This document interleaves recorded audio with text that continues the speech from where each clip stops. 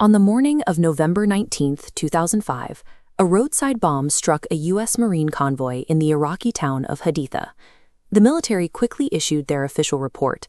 15 civilians were tragically killed by the explosion itself, and 8 insurgents died in the firefight that followed. It was a neat, legally sound explanation for a messy morning in a war zone. But that report collapsed within hours. A local Iraqi human rights worker filmed the aftermath inside nearby homes, revealing bullet holes in walls and blood-stained floors. Doctors at the local hospital examined the bodies of the 25 dead civilians, including grandparents and a 3-year-old, and confirmed they didn't have bomb injuries. They had close-range gunshot wounds to the chest and head. When evidence like this surfaces, the military's default defense mechanism is immediate. Officials step up to the podium and assure the public that the violence is an isolated incident, the work of a few rogue soldiers operating entirely outside the rules of engagement. This diagram maps out a pattern found in over a century of declassified military documents. These massacres aren't anomalies. They follow a highly predictable, systemic playbook. First, redefine the enemy. Next, rewrite the narrative. And finally, protect the chain of command. The first step in the playbook happens before a single shot is fired. To preemptively justify mass casualties, commanders alter the rules of engagement on the ground, legally reclassifying civilians as valid military targets. During the Philippine-American War, General Jacob H. Smith ordered his troops to turn the island of Samar into a howling wilderness. He explicitly mandated that no prisoners be taken and that everyone capable of bearing arms be killed. When his own Marines asked what that meant, Smith clarified, "Target boys as young as 10 years old." Half a century later, during the Korean War, this tactic evolved. Fearing that North Korean soldiers were disguising themselves, U.S. commanders authorized troops near the village of No-Gun-ri to fire directly on approaching refugee groups. Hundreds of South Korean civilians fleeing the violence were pinned down and killed by American air and ground fire. By the Vietnam War, the military streamlined this approach.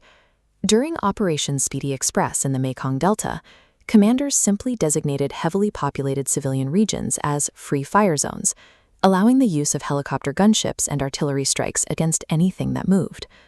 By erasing the legal distinction between a combatant and a civilian, the military creates an operational framework where the mass slaughter of innocent people technically registers as following standard orders. Once a slaughter takes place, the second step engages.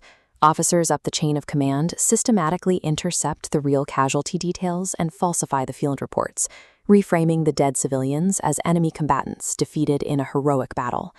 In 1864, after Colorado troops attacked a peaceful Cheyenne and Arapaho camp at Sand Creek, Colonel John Chivington proudly reported to Washington that his men had killed hundreds of hostile warriors in a major victory.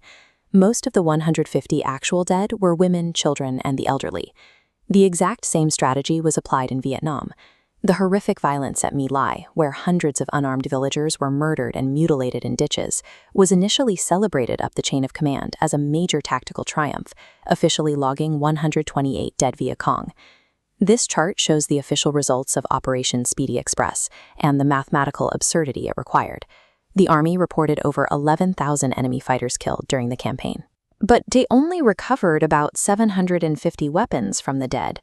That massive discrepancy exists because the thousands of bodies being counted were unarmed civilians. These fabricated body counts serve a distinct purpose. They operate as an administrative weapon, allowing the military to legally erase civilian deaths from the historical record before the dust even settles. The military's internal investigations are incredibly effective at keeping these narratives intact. The cover-up holds firm until physical, undeniable evidence is forcefully leaked to the public. The ditches of My Lai and the blood-stained walls of Haditha only became international news because investigative journalists and rogue soldiers broke rank. Without individuals willing to bypass the military hierarchy, the public relies entirely on the official reports. Often, the terrain itself is the only thing left to contradict decades of government denial. Survivors of No-Gun-Ri were ignored or silenced for 50 years, but the concrete railway bridge where they were trapped remained standing, entirely riddled with concentrated bullet impacts from American ground fire. The military apparatus does not expose itself. The historical record relies completely on external forces, reporters, whistleblowers, and unerasable physical scars to tear down the manufactured narrative. When public outrage forces the military into a courtroom, the final step of the playbook activates. The justice system conducts lengthy trials to create the illusion of accountability, while ensuring almost no actual punishment is delivered. The historical outcomes are consistent. Despite multiple congressional investigations into Sand Creek, no one was court-martialed. General Smith's punishment for ordering the death of children in Samar was a minor formal reprimand, and for the 1890 Wounded Knee Massacre, where hundreds of Lakota men, women, and children were killed in the snow, 20 soldiers were awarded Medals of Honor, medals the Defense Department still refuses to revoke today. You might assume modern military courts operate differently. Yet, after 6 years of U.S. military prosecution regarding the 25 murdered civilians in Haditha, case after case collapsed. Immunity was traded for testimony, charges were dropped, and ultimately not a single Marine went to prison. These drawn-out legal proceedings serve a highly specific function. They act as a pressure valve, keeping the process tied up in court for years to exhaust public anger until the massacre fades from the headlines. On the rare occasion that a guilty verdict actually lands, the playbook has an ultimate failsafe.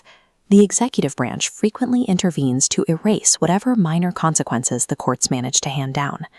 Out of the 26 soldiers initially charged for My Lai, only one, Lieutenant William Calley, was convicted of murder and sentenced to life in prison.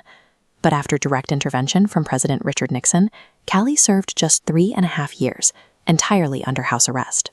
This pattern continues seamlessly into the modern era of privatized warfare. In September 2007, a convoy of heavily armed Blackwater contractors drove into Nisour Square in Baghdad and opened fire on traffic, killing 17 unarmed Iraqi civilians and wounding 20 more. 4 of those private guards were eventually convicted in U.S. federal court, receiving decades-long sentences for the unprovoked attack. But in December 2020, President Donald Trump granted full pardons to all 4 of the men, completely clearing their records. The U.S. military apparatus is engineered to absorb the shock of its own violence.